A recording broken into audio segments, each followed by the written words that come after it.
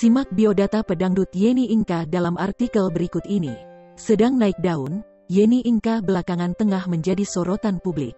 Ia dikenal sebagai pedangdut yang dijuluki sebagai Ratu Ambyar Indonesia. Bahkan, Yenny Inka sudah diundang oleh stasiun televisi swasta sebagai bintang tamu. Lantas siapakah sosok Yenny Inka? Yenny Inka merupakan pedangdut asal Blora, Jawa Tengah yang kini berusia 20 tahun. Perempuan yang dijuluki Ratu Ambyar ini memulai karirnya sebagai penyanyi.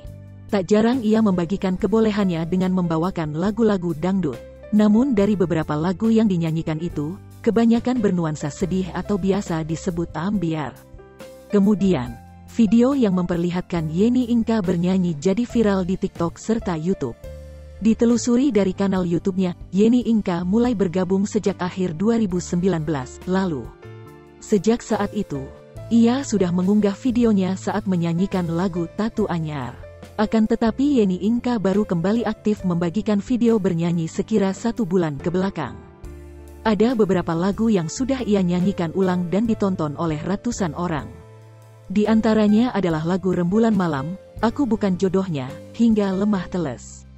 Hingga berita ini diturunkan, total penonton yang melihat videonya mencapai 20 juta.